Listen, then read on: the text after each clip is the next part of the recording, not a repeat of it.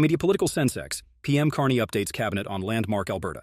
Energy Pact set for Thursday reveal. In a closed-door cabinet meeting this morning, Prime Minister Mark Carney briefed his ministers on the final details of a groundbreaking Memorandum of Understanding, MOU, with Alberta Premier Danielle Smith. Sources close to the discussions told CBC News. The pact, described internally as a pragmatic bridge between federal climate ambitions and provincial energy realities, is slated for a high-profile unveiling at a joint news conference in Calgary on Thursday. Carney, flanked by Environment Minister Stephen Guilbeault and Natural Resources Minister Jonathan Wilkinson, reportedly emphasized the deal's potential to resolve years of jurisdictional friction while advancing Canada's net-zero goals. This isn't about compromise, it's about competitiveness, Carney is said to have told the room, according to a senior official who spoke on condition of anonymity.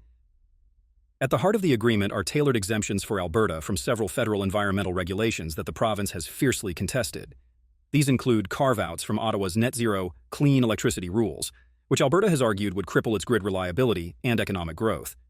In exchange, Smith has committed to implementing a tougher industrial carbon pricing regime, targeting large emitters in the oil and gas sector, a move hailed by policy experts as one of the most potent levers for slashing greenhouse gas emissions. The MOU also hinges on a multi-billion-dollar commitment from the Pathways Alliance, a consortium of major oil sands producers, to ramp up carbon capture and storage technologies. This investment, sources say, could render the federal government's controversial oil and gas emissions cap redundant, aligning with the Carney administration's climate competitiveness strategy outlined in the 2025 budget. That strategy explicitly flagged the cap's potential obsolescence under strengthened provincial measures.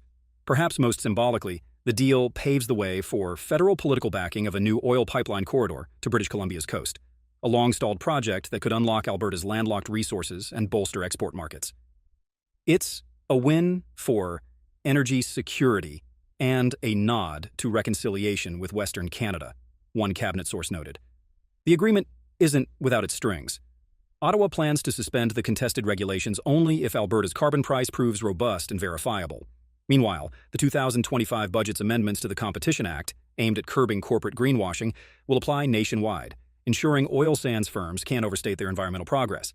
As Thursday's announcement looms, anticipation is building in energy circles. Industry leaders praise the flexibility, while environmental groups warn of loopholes.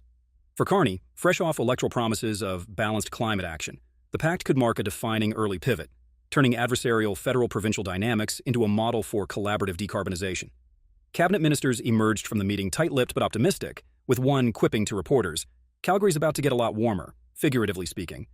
All eyes now turn to the Stampede City for the formal reveal.